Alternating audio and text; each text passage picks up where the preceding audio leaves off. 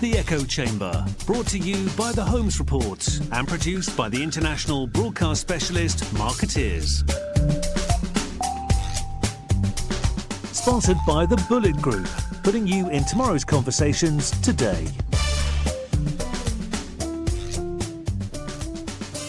Welcome to The Echo Chamber. I'm Arthi Shah, your host for today's episode.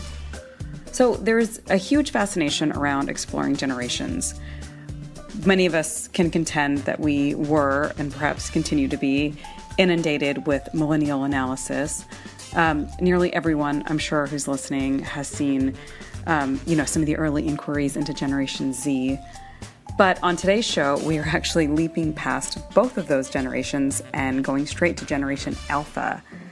So Generation Alpha is a term that's used to describe children born after 2010. In some ways, they are the children of millennials, especially the older millennials. It's not just marketing speak. The term Generation Alpha was actually coined by a social researcher named Mark McCrindle. So here on today's show to talk more about this, we have Hotwire's Laura MacDonald. And Laura, congratulations to her, was very recently promoted to head of consumer for all of North America for Hotwire.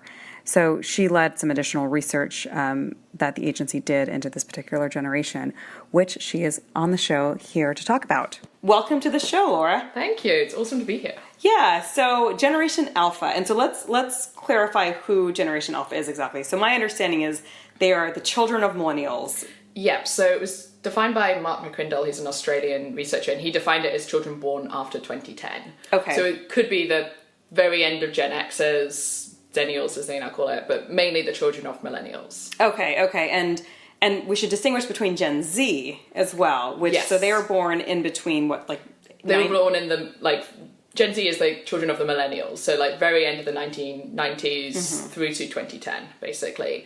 And he defined that there would be a difference between Gen Z and Generation Alpha is because 2010 is when the iPad really became popular. So in terms of that experience that kids were born up with, growing up with the iPad in front of them as a screen, and also Instagram. So if you think about, these Generation Alpha kids have been photographed from birth, basically. And that was slightly different from Gen Zs who grew up when, yes, their parents had mobile phones and they were very used to the mobile phones and the internet, but not necessarily so much of that ever prevalent from the moment they, were born. Right. And so let's take a moment to talk about Gen Z then, because it almost seems like there's this interest in Generation Alpha, and as you mentioned, more and more brands are showing interest in Generation Alpha, and they're almost skipping over Gen Z, and I wonder why that is. I think Gen Z is super interesting, and there's definitely a lot of companies, investigating those, and Adobe, for example, is doing its think tank series with Gen Z, and I think the interesting thing about Gen Z is that a lot of companies are looking at them because they're starting to enter the workforce now, which is positively frightening when you're my age to think that these kids born in 2000 are already starting to enter the workforce.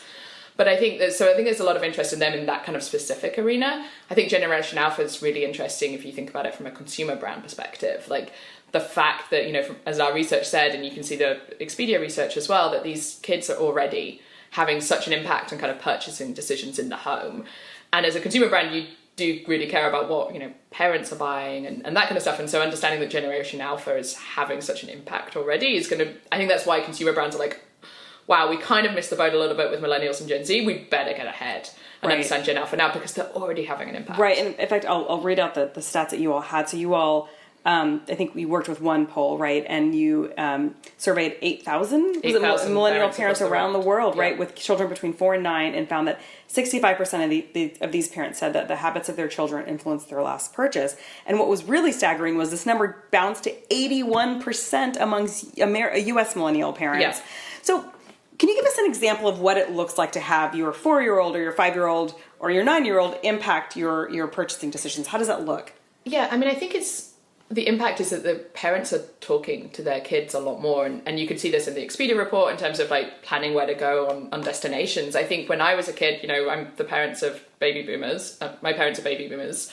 When I was growing up, you never got any choice. You felt like you just got loaded into the car and your parents drove and you turned up at a resort. Or, you know, your dad would come back with a new TV. And I remember that being super exciting because, you know, TVs weren't pretty new from when I was growing up. But you were never involved in that purchase. That was something that they did. And I think, you know, if you think about how millennials grew up, and it's a very discursive, like they like to talk about things, they like to share, they like to read reviews, they like to really engage and discuss, and they've just taken that habit into their child. So it's not that the child is necessarily the one to make the decision, but they're definitely involved in that decision-making process. And I think about it from, you know, how I've got, you know, Gen Alpha kids, and that's one of the reasons we did the report. You know, we do involve, like, just naturally, like if we're going to go and buy a new sofa or, you know, those kind of things, like our kids come with us, they're not left at home, which, you know, definitely would have felt to be the case, you know, that mum would stay at home and dad would go off and make the purchases. Now it's the whole family goes out and goes to Target or goes to, you know, Best Buy, and we talk about it. Do you like this one? Do you not like this one? And then the kids are also coming home with suggestions that they've heard from their peers and things that they've seen on YouTube, and like, oh, we should get this. And actually sometimes you're like, hey, actually that's a really good idea. And so I think that discussion that we're having with our children at a much younger age comes from, like, millennials like to talk about everything that's been well known. Yep. And they're just taking that through to their children and making them part of the decision-making process. It doesn't mean they're the ones making the choices at the end, but they definitely have input in a way that we hadn't really ever seen with other generations. Right. And I'm nodding because I'm also a parent of a Generation Alpha child. And I was just thinking about when we plan our vacations and how much input we get. It's a family discussion. It's a family decision, yeah. Yeah, and back in the day, right? Yeah, we would load up in the minivan and, you know, show up in Florida or whatever. Exactly. Right? So what's interesting also is it seems like brands are also creating products that might be specific to Generation Alpha. Like I was reading about Fitbit. They have a Fitbit Ace, which is kind of an activity monitoring device for children. Are there more examples of brands sort of creating products like this, like products that like some of these technology products that are designed specifically for children or Gen Alpha? Yes, and I think you see like the crossover as well. So you take sort of, you know, Lego and some of the products that they've been developing, and, you know, some of the Lego Technic series and some of the things that are really kind of designed for parents and their children to play or engage with together. Or you look at like the Lego stuff they did around American Ninja Warrior. Like that's, you know, you're selling Legos to the children. That's a show that they had recognised was, you know, super well watched by the family as a whole, but it's the parents who are potentially making that decision to watch that show. And so being able to create these products that kind of appeal to both, I think that's the other change as well. Like, you've always had a lot of products that are marketed to kids, like toys and all of that, always marketed for kids. But now you're getting these products that are kind of marketed to the family, and it's meant to be for parents and kids to do together. And I think, you know, whether that's watching, you know, TV shows that have companion stuff on YouTube to playing the games, that kind of much more sort of circular 360. And it's because parents and children are engaging, and, you know, millennial parents want to be in with their children's lives and do things together, that I think that's a new category that I don't think we saw before. I think there were clearly things for adults, things for kids. And now you're getting kind of that real blurring of the lines, you know, particularly when you think about brands like Lego. Like, my husband will very happily sit down and do you know, quite complicated Lego with my son, and it's, you know, I even bought him a Lego set for his Christmas present because he's super into it, and that's kind of cool. That's fine for, you know, a Gen X man to do Lego because he's got children. Yep. And that's how the marketing's really shifted, I think. Right. It's so parallel because it's my husband and my son also do very complex Legos. They just did one of the San Francisco skyline. They did one of the New York skyline. And so that's a really great example. What about in terms of television? So what I've seen is that Generation Alpha, actually they watch less TV than previous generations. So how are marketers sort of reaching them? And also, I mean, just the way that we watch TV is also different too, right? We don't have the same influence from ads. Adverts. Right? Yeah, exactly. I remember when we were moving, actually, and we were packing up the garage, and we left my son with the TV on to watch that cartoon while we were packing up, and he comes running out and he's like, the TV is broken, the TV is broken. And we're like, oh, what's he done? What's he done? And we walk in, it was an advert because we'd actually recorded a Disney movie off like regular TV, and he'd never seen adverts before, and he's like 3, and we're like, wow. Yeah. And so I do think that, you know, that kind of traditional advertising, you know, on a TV show is, you know, for this generation, is just not something they're ever going to grow up with. They're growing up with on demand, you know. Right. They all have their own, you know, iPads or Amazon Fire devices where they can watch their TV or the shows that they want when they want them. Mm-hmm. It doesn't mean that advertising or marketing is going away. I think there are, you know, some really smart, you know, things that brands and people can do, like, you know, like I did with American Ninja Warrior, where it was creating this almost companion, you know, to it, and revealing new things that were coming on the American Ninja Warrior show out of Lego first that people could watch on YouTube before the TV show. Right. Because I do think it's not that TV shows are going away, it's just the traditional way of watching them is changing. And I still think there's a lot of opportunity for, you know, thinking about it with your marketing hat on, for brands to like better engage with those audiences. And actually it's not that pushing the message and hoping that someone will watch it. It's like being really, really smart about who you're trying to reach, creating content that they're really going to engage with. And if you create the right sort of content and you have it in the right places, you'll actually get much better engagement, I believe, than you would have done from like a TV advert that happened to be on during the middle of a Disney movie that was on, you know, terrestrial TV. Right. Although I do remember so many of those commercials from Saturday morning cartoons. I even remember some of the jingles, right? The Toys R Us ones, right? Like, yes. So in terms of these new ways, we I guess we have to talk about then influencers, right? And influencers in particular for children. I think your study actually had some information about them. I mean, some of these folks are under 10 years old and have millions of and are the followers. like primary breadwinner for their families and things, which is like, I mean, that's going into some tricky territory. I think the New York Times did a piece a couple of months ago, really kind of looking and questioning this. Yeah. And it makes you wonder about, you know, the viability, like, will this space be more highly regulated if you have children making this kind of money? And then secondly, like, I mean, is this the way that Generation Alpha is going to learn about, new products, and is this the way that they're going to engage the way we did with commercials maybe as children? Yeah, I mean, I definitely think that, you know, influencers are not going to go away. I do think that and I think there is increased kind of scrutiny into kind of the treatment of influencers, particularly, you know, influencers that are children, and you know, you can see the platforms like YouTube and things already making kind of steps to better control and kind of manage, you know, what's going on there. I do think it came sort of not necessarily out of nowhere. We've always had influencers. It's just, you know, the platforms gave people that opportunity to really expand and grow. But so I think that you will see more regulation in the future, but I definitely don't think they'll ever go away. I think it will go back to being that more 360. If you think about like JoJo, who's one of those kind of, you know, kids influencers, the fact that she now has a fashion range in Target. Wow. You know, that's kind of, but that's going old school. You know, that's what celebrities have done since, you know, one of the reasons Target became so popular is like its celebrity partnerships. So I think it's influencers kind of blow up out of nowhere. I think there will be more regulation, but I also think that those influencers will go old school. Look at, it's not Generation Alpha, but look at Lily Singh, who was the YouTube star and is now going to have her own like daily, you know, night show on, you know, regular television. I think there's going to be such increased blowing, and I think what will happen is that the regulations that have been put on traditional kind of influencers and celebrities and how they have to talk and disclose will start to be applied to, you know, the influencer market, and I think that's in general a really good thing. Right. So I think you'll just start to see this blurring, and I think if you think about it like the celebrities that we grew up with, you know, and how what they marketed to us and things like that, if you think about it in that way, it becomes slightly less scary. Right.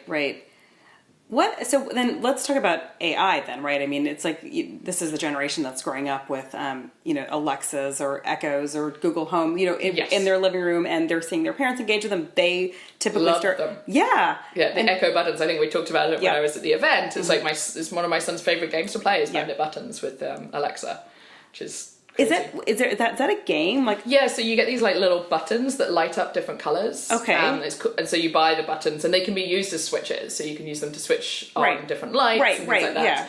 But they actually have games. So if you ask Alexa, it's you would just put it on top of this. No, so they're like standalone, like battery powered buttons that light up. I wish I could show you one. Yeah. But you can say like, "Hey Alexa, play Bandit Button," right? And then all of the buttons will play, and there's different games, and it's kind of like you can do Trivial Pursuit, which is like an old school game as an adult. Yeah. When you're using the buttons as almost like the buzzer. Right, system. Right. And so for my son, that's one of the games that we play, but it's what I really like about that, and it's kind of weird, but it's almost like, but it's a family game again. It's getting the family together to engage. And I think that's where, yes, it kind of feels alien a bit to us that we're talking to a AI and she's like the games master. But actually for my son, it's like a family thing that we're doing together, that we're playing this kind of game.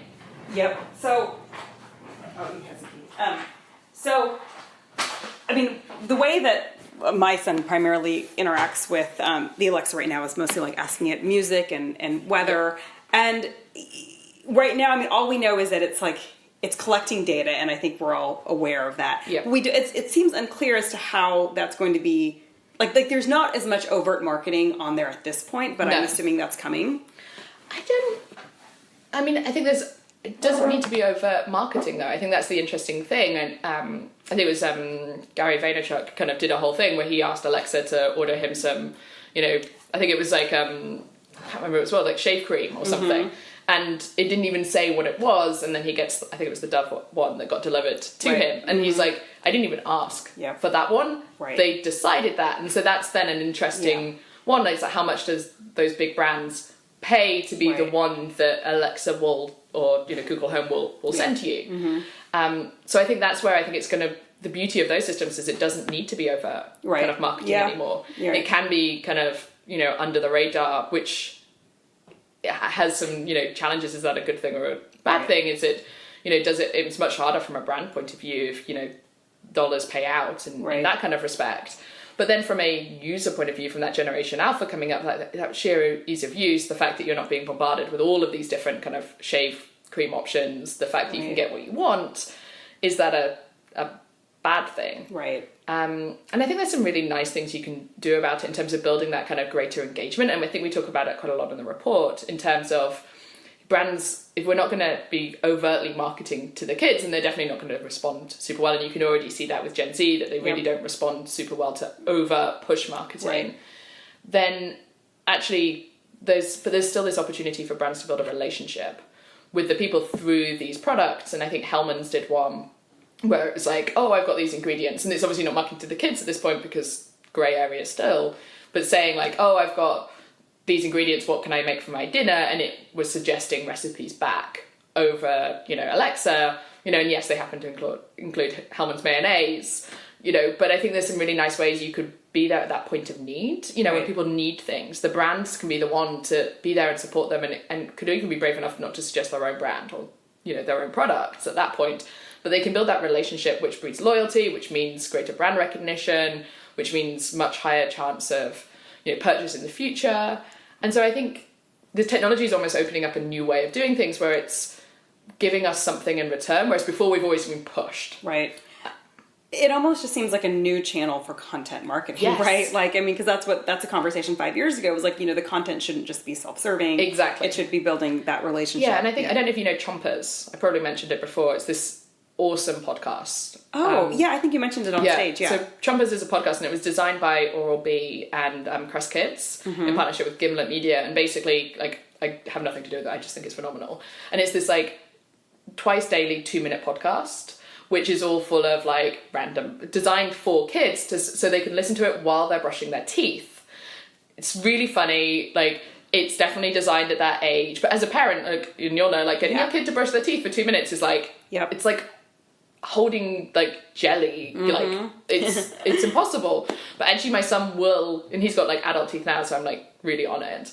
He will actually, if we're listening to the podcast, like, and it gives you directions, it's like 30 seconds, each side, top and bottom, but interspersed with like shock facts, fart jokes, things like that, which like keeps his attention, keeps his interest. Now, on that, there's no sort of overt marketing. I mean, I think it says at the beginning, if you're listening to it on your iPhone, it's like sponsored by Crest Kids and Oral-B. On the Alexa one, it doesn't say that at all because there's no overt marketing allowed.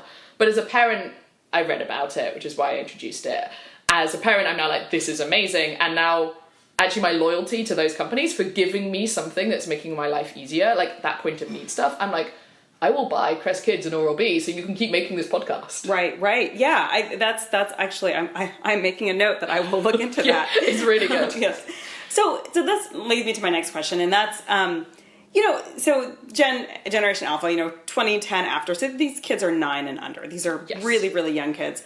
It seems like to some degree this is all speculation because we don't really know yet what their behavior habits are going to be. And they may, because they are surrounded by so much technology and by AI everywhere, who knows? They might swing the other way and opt out of some of these things. So how much of this can we really project into the future? I think that was the interesting thing actually that came out when we were doing the report. We were planning when we were doing it as this projection into the future of what that could look like as they grow up and the choices that they'll make. What came out that was super fascinating and I think was backed up by our study and has been backed up by Expedia's one recently is these kids are already having such an impact that actually that was the thing that when we looked at the data and looked at the research that we did with the neuroscience and stuff, we're like, we don't even need to look into the future. They're having such an impact now and it's changing more rapidly than I think anyone of our age would ever have thought. The way that they don't think of technology as technology. It's not this thing over here that you'll pick up and you'll use. For them, it's it's everything. I know it sort of came to light in the video that we did. We interviewed, he was one of the older children, he was 8. When we interviewed him, he's now 9, and we were talking to him about what he likes and what he wants to be when he grows up. And he started talking, he wants to be a graphic novelist, which how he knows that at 8 kind of blows my mind anyway. But then we're talking to him so what do you do to support your... And he was talking about I draw on paper in a freehand and then I scan it in and sometimes I do animations on my computer. And the way he was talking about it, it wasn't here's the physical world and here's the online world. Right. It was different mediums. Yeah.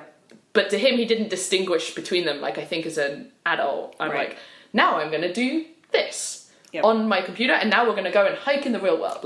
For them, they've grown up with when they go hiking, they play Pokemon Go. And at least my son loves to do that. And, I think it's to them, technology is ever present. So it's not this thing. They assume they can walk into a room and say, hey, Alexa, turn on the lights, and the lights will come on. Right. They don't see that as technology like we do. They see that as just the same as a light switch to you and I. So how much counsel are you giving clients on this? Are clients coming to you all asking for guidance around Generation Alpha, or are you all kind of in an education role where you're saying, hey, look, you need to be taking this into consideration? So how prevalent is this? I think it's definitely, if you think about the consumer brands that we're working, that we work with, perhaps a little bit more on the tech side, whether that's McAfee from a, security perspective, some of our smart home clients like Sengled that sell light bulbs and stuff. I think, they're coming to us being we need to educate people in general about security, particularly around kind of key moments like back to school and those kind of things. And so I think it's been really interesting for our clients and it's been super interesting for us to think about as we create campaigns.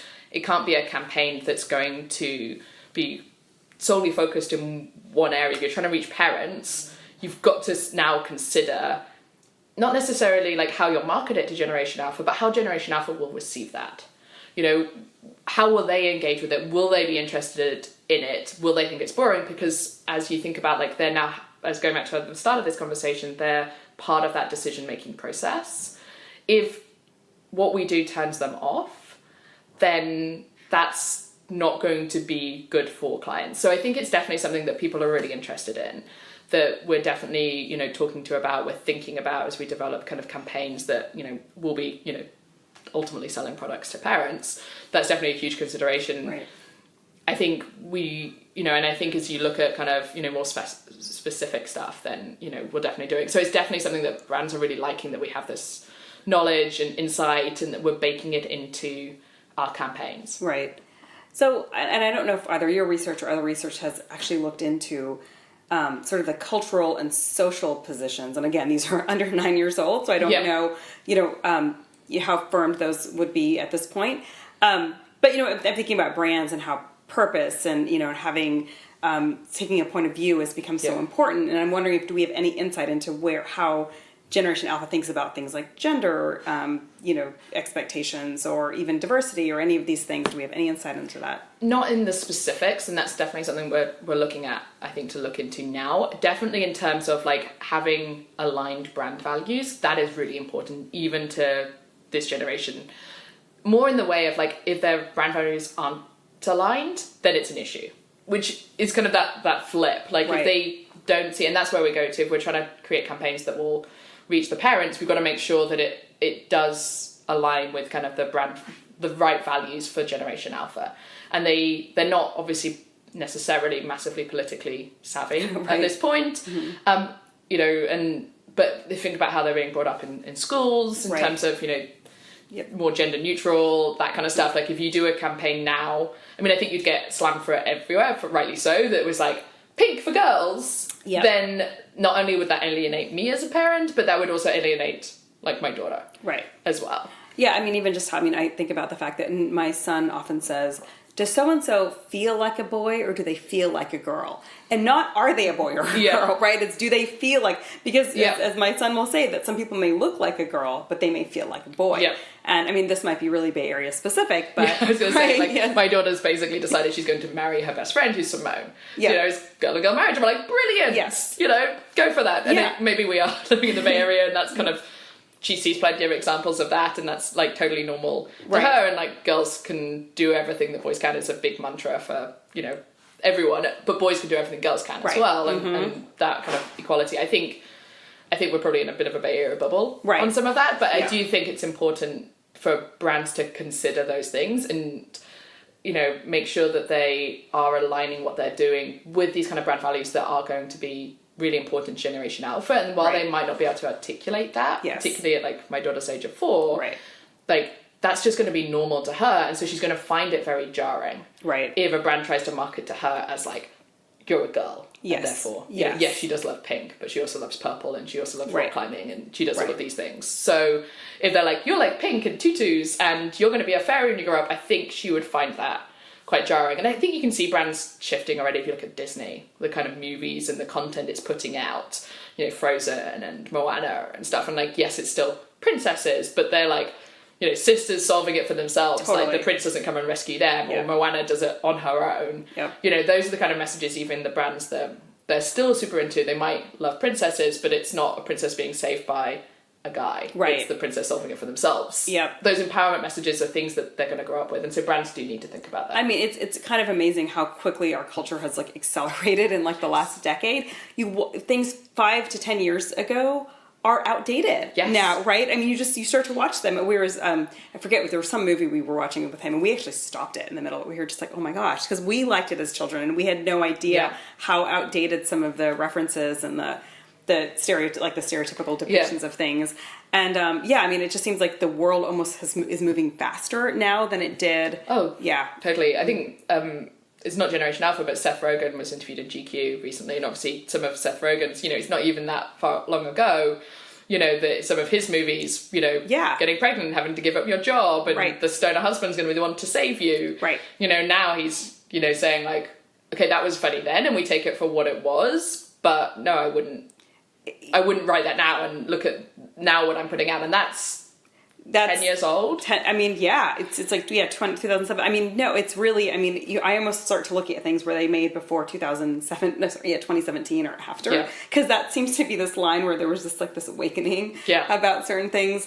But this is what, again, Generation Alpha's growing up thinking. You know, like I remember watching Disney movies, and I love Disney. I'm a huge fan, but like, you know, it was always the princess getting saved by the man.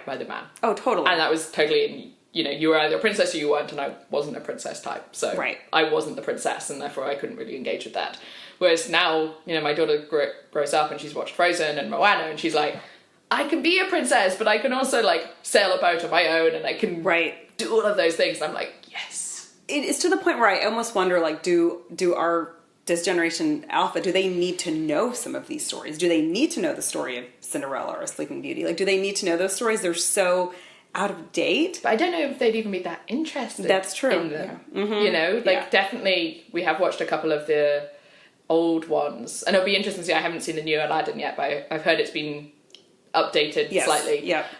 Because I remember trying to watch that with my daughter, and she wasn't super into the, you know, the whole kind of scenes and things like that. Like, she loved the music and all the stuff that I loved as a child, but she was a bit like, Whereas I think, like, where it's like the woman taking control, like, she loves Moana. Oh, gosh. So, you know, I would be interested to see if, like, if they're just growing up and that's where it's like jarring for them Right. to watch these old ones, and they just won't be interested. And if they, on the flip side, if the brands or in this case like Disney notices that and they just retool everything, right? So I mean they did that to some degree with Snow White, right? When they saw it from the Queen's point of view, right? And I wonder if they will end up doing that with a lot of these stories and just updating them and modernizing them so they fit better with the current culture. I think they would have to if they don't, if they, you know, at the end of the day want to sell tickets. Yeah, absolutely.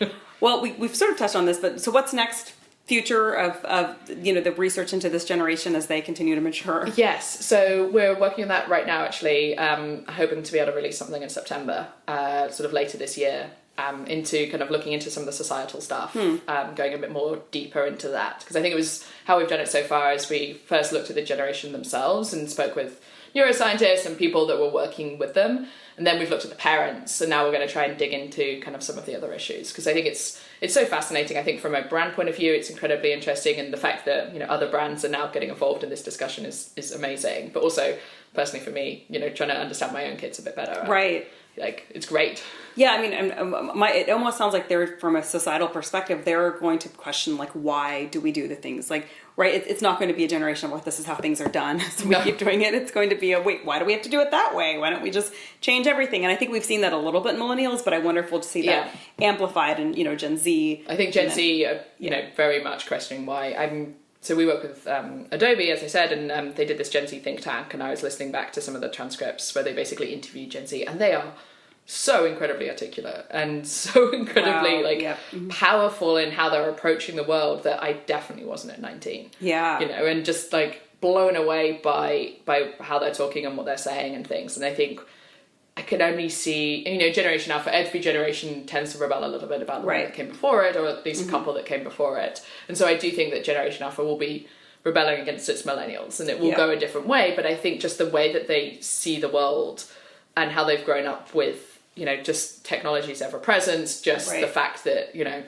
boys and girls can do everything the same, that, you know, that sort of equality message, which, you know, I think not to get too deep, but I remember when I was growing up, the equality was like, everyone is the same. Yes. Yeah. Everyone is the same. We don't notice colour. We don't talk about it. You know, and it clearly wasn't. Yeah. And everyone thought if we just say everyone's the same, it'll be fine. And I think now that's all changing, and our kids are going to grow up with that truly being the statement that people are different, but people are the same. Right. And I think that's going to be, you know, fascinating to see. And I think it's going to be an interesting challenge for brands to keep up. But I think it's absolutely the right thing that, you know, we should be doing. And so I think brands understanding that is going to be amazing. I think the brands keeping up, I think that's going to be really interesting to watch that, because if they fall behind and then they end up, you know, the tone deaf, right? Like the tone deaf advertisements or, like, you know, attempts to reach out, that always, you know. Yeah. And these days those things tend to travel so quickly, and they're forever like immortalized in like a screenshot or something of a terrible tweet.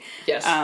Or something like that. But I think that also the opportunity is there for brands. Like, yes, it's a little bit like the Wild West right now, but you do have that opportunity. You know, I do think someone like a Procter & Gamble doing a podcast for kids, like, you know, when you say that, you're just like, what? That's kind of crazy. But I can't pull the stats up now, but I can send you they did a report on how successful that was. And I mean, it was just, you know, phenomenally, it has been and it's still going, you know, phenomenally successful for them in terms of, you know, not just changing behavior, but in terms of brand loyalty now among parents. You know, it's incredible. So they are genuinely changing the world because, you know, oral hygiene is actually really important and is going to be a benefit to those kids for, you know, forever, but they're doing it in a way that's increasing such brand loyalty that for brands, you've never really been able to measure that before, never been able to see that impact before. And that's, you know, and now you've got that like relationship that, you know, putting a great advert out would never have been able to give you that relationship. No, it was just so one-sided. Exactly. Whereas now I think, you know, the brands that get that right will do phenomenally well. Like, but then the brands that don't and continue to be tone deaf, I think are going to have to change really quickly. Right. Wow, well then it sounds like we'll have to have you back on this fall when you have the next research out. Yeah. Well, thanks again, Laura. This was great. All right. Thank you. And that concludes another episode of the Echo Chamber. Thank you to our guest, Laura MacDonald. Thank you to our producers, marketeers, and we will be back soon with another episode. You've been listening to The Echo Chamber, brought to you by the Holmes Report and produced by Marketeers. Sponsored by the Bullet Group, putting you in tomorrow's conversations today.